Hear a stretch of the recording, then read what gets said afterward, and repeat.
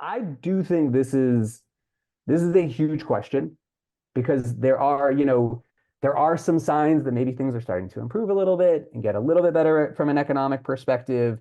Uh, and there are obviously massive ramifications in terms of what it means for retailers. We just look at like holiday numbers.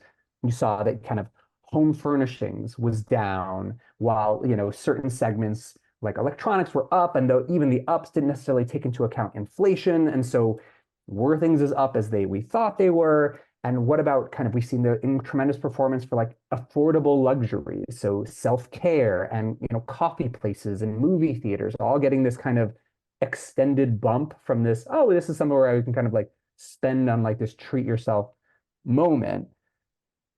And I think the question of how this is going to play out how deep this will play out into the year is a huge one for retailers because I think there's a lot who are like holding out, hoping that at some point this is going to dissipate and we'll start seeing this rebound. And I think home furnishings, home improvement is a great example of one of those spaces that really would love to see this start to be less of an issue. Because if you can push off a purchase like that, you're likely going to in a difficult economic environment. But there are others that I think are clearly less impacted by this. But I think we will look back and have a clear, if we could have a crystal ball of how long this value orientation will last into 2024, we would already be able to tell who is going to have a great year this year. And Ethan, how much is the purchase cycle a function of that too? Like you bring up the home improvement or the home furnishings category, I should say, not the home improvement, home furnishings category. Like, you outfit your house for the pandemic, you're probably not going to need to re-up on that. But like, your examples here are really interesting. You got, Dutch Brothers coffee, donuts, those little indulgences that, yeah, I can have those as many times a week as I want. And it doesn't seem like that's slowing down. So, what's the interplay there? So I think clearly there was this pull forward of demand element.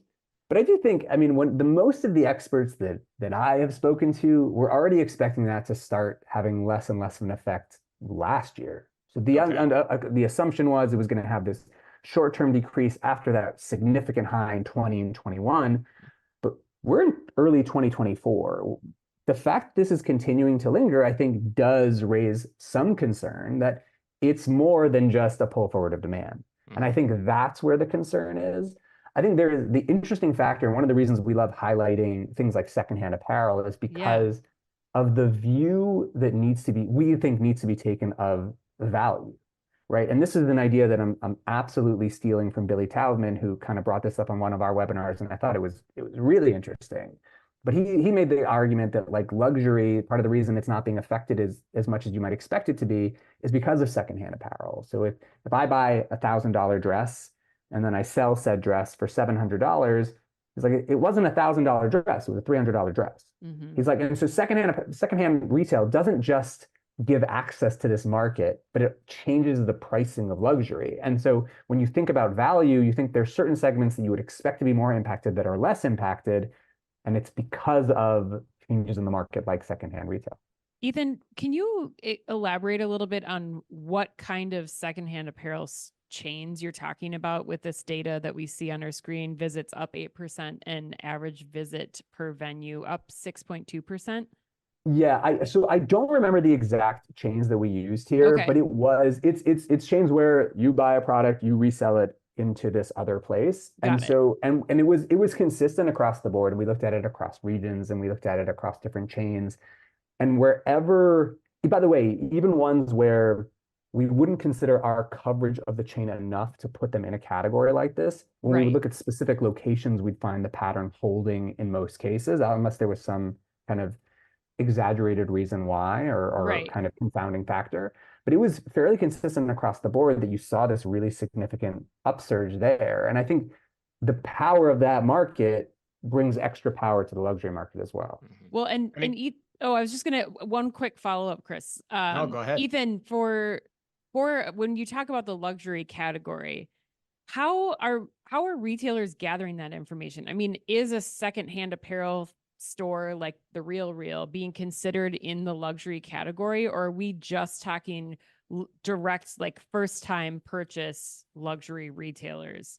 So I'll go even more refined than that. And we're not just talking about first time luxury. We're actually talking about what we would call like that upper tier of Yeah. luxury. And Okay. again, stealing this idea from someone else. So it's lesser, you know, I know this is going to shock you. I'm not a major luxury shopper, but it's the expensive luxury, because Yes. Okay. it's that's where the difference in pricing that would have made that kind of notch below luxury attractive to an audience is less attractive because of the resale market for those who are willing to take part in it.